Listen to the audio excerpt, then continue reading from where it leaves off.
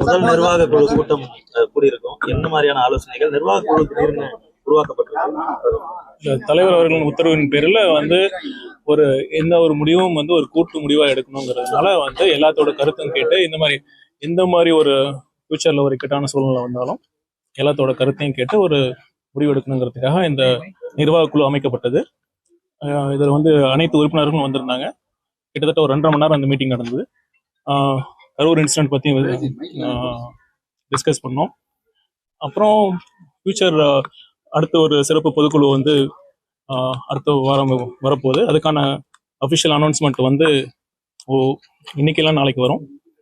அப்புறம் current issues இந்த SIR வருதில்ல, அதை பற்றி நம்ம எப்படி ஒவ்வொரு மாவட்ட செயலாளர்கள், கட்சி நிர்வாகிகள், பூத் லெவல் ஏஜென்ட்ஸ்லாம் என்னென்ன பண்ணணும் அதை பற்றியான நாங்கள் ஆலோசனை நடந்தது. அதை பற்றி மேலும் அஃபிஷியலாகவும் எல்லாத்துக்கும் ஒரு கம்யூனிகேஷன்ஸ் வரும். ஓகே சார், இப்போ நிர்வாக குழுன்றது நிறைய கட்சியில் ஒரு கோர் கமிட்டியா இருக்கு.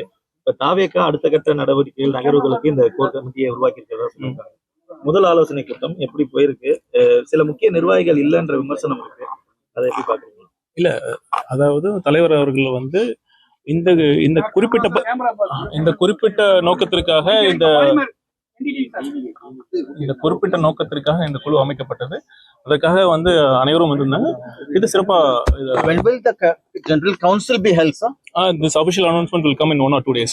Is the TVK going to resume the statewide tour of Mr. Vijay from now on? Yeah, we are waiting for this SOP, which is pending before the Madras High Court. Once this state government gives a proposal for this SOP, then we will be resuming. கட்சி சார்பில் அடுத்து எந்த மாதிரி மக்கள் சந்திப்பு நீங்க கரூர்ல பார்த்திருப்பீங்க, ஒரு அசம்பாவிதம் நடந்தது. அதை எந்த விதத்துல சிறப்பா பொதுமக்களுக்கும் மற்றவங்களுக்கும் இடையூறு இல்லாத வகையில பண்ணணுங்கிறது நாங்க ஆலோசனை நடத்திட்டு தான் இருக்கோம். இந்த SOP வந்ததுக்கு அப்புறம் நாங்க கண்டிப்பாக ஆஃபீஷியல் அனௌன்ஸ்மென்ட்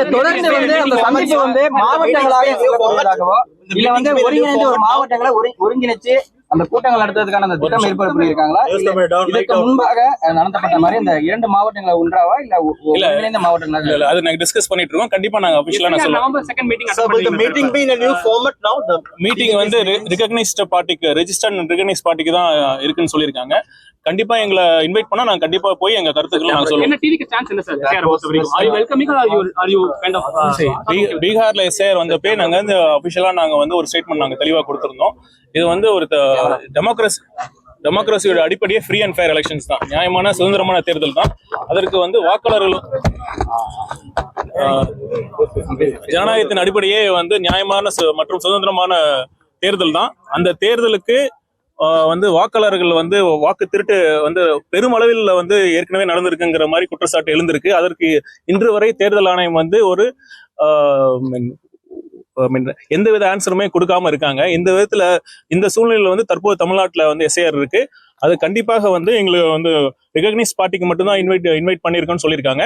எங்களை கூப்பிட்டுனா கண்டிப்பாக நாங்க கருத்து தெரிவிப்போம். அப்படி இல்லைனாலும் எங்களோட ரிட்டர்ன் சப்மிஷன்ஸ் கண்டிப்பாக கொடுப்போம். நீங்க எஸ்ஐஆருக்கு ஆனா எதிர்ப்பு தெரிவிக்கிறீங்க தொடர்ச்சியா. ஏற்கனவே எங்க ஸ்டாண்டை நாங்க தெளிவா சொல்லிட்டோம். அதாவது இந்த எஸ்ஐஆருங்கிற அடிப்படையில போலி வாக்காளர்களை நீக்குவதோ இல்ல போலி வாக்காளர்களை சேர்ப்பதோ கண்டிப்பா முற்றிலும் ஜனநாயகத்துக்கு எதிரான செயல். செய்திகளை உடனுக்குடன் தெரிந்து கொள்ள கீழ்கண்ட கேபிள் மற்றும் டிடிஹெச் நெட்வொர்க்குகளில் எம்நாடு செய்தி தொலைக்காட்சியை காணுங்கள். பாதகம் செய்பவரை கண்டால் நாம் பயம் கொள்ளலாகாது பாப்பா. மோதி மிதித்து விடு பாப்பா, அவர் முகத்தில் உமிழ்ந்து விடு பாப்பா. அண்மை செய்திகளை உடனுக்குடன் தெரிந்து கொள்ள இணைந்திருங்கள் எம்நாடு தொலைக்காட்சியுடன்.